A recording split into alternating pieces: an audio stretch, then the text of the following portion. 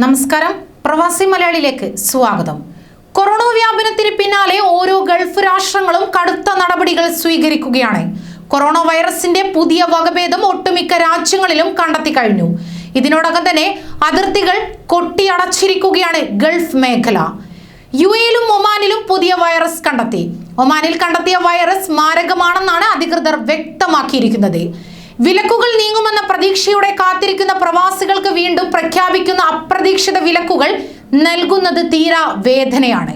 അതിർത്തികൾ അടച്ചുകൊണ്ട് പ്രവാസികൾക്ക് വിലക്ക് പ്രഖ്യാപിച്ചതിന് പിന്നാലെ ഇതാ നിയന്ത്രണങ്ങൾ കടുപ്പിക്കുന്നു. കോവിഡ് പ്രതിരോധ നടപടികൾ ലംഘിച്ചാൽ തടവും പിഴയുമെന്ന് സ്വദേശികൾക്കും വിദേശികൾക്കും മുന്നറിയിപ്പ് നൽകി കുവൈറ്റ് ആഭ്യന്തര മന്ത്രാലയം രംഗത്തെത്തിയിരിക്കുന്നു. കോവിഡ് മഹാമാരിയുടെ പശ്ചാത്തലത്തിൽ പകർച്ചവ്യാധി തടയുന്നതിന് ആരോഗ്യ മന്ത്രാലയം ശക്തമായ നടപടികളാണ് നിലവിൽ പ്രഖ്യാപിച്ചിരിക്കുന്നത്. അത് പാലിക്കാൻ എല്ലാവരും ശ്രദ്ധിക്കണം. രാജ്യത്ത് ഏർപ്പെടുത്തിയ നിയന്ത്രണങ്ങൾ പാലിക്കാതിരുന്നാൽ 6 മാസം തടവോ 6000 ദിനാർ പിഴയോ രണ്ടും ഒരുമിച്ചോ അനുഭവിക്കേണ്ടി വരും. ദേശീയ ദിനാഘോഷങ്ങളിൽ വരെ ആൾക്കൂട്ടം വേണ്ട. വിവാഹാഘോഷങ്ങളും നിയന്ത്രണ വിധേയമായിരിക്കണം.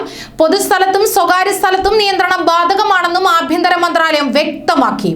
അതോടൊപ്പം തന്നെ ഖത്തർ, ഒമാൻ, ബഹ്റൈൻ ഉൾപ്പെടെ 5 രാജ്യങ്ങളെ ഒഴിവാക്കി UAE 12 ഗ്രീൻ രാജ്യങ്ങളുടെ പട്ടിക പരിഷ്കരിച്ചിരിക്കുകയാണ്.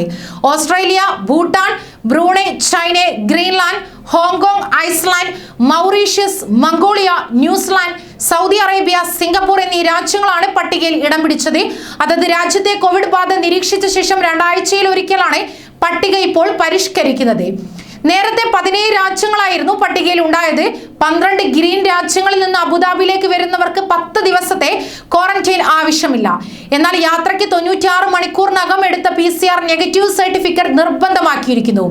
അബുദാബി രാജ്യാന്തര വിമാനത്താവളത്തിൽ PCR പരിശോധനയ്ക്ക് വിധേയമാക്കുന്നതാണ്. ഫലം വരുന്നതുവരെ സന്ദർശകർ സ്വയം നിരീക്ഷണത്തിൽ കഴിയണം. കൂടുതൽ വാർത്തകൾക്കായി ഈ ചാനൽ സബ്സ്ക്രൈബ് ചെയ്യുക.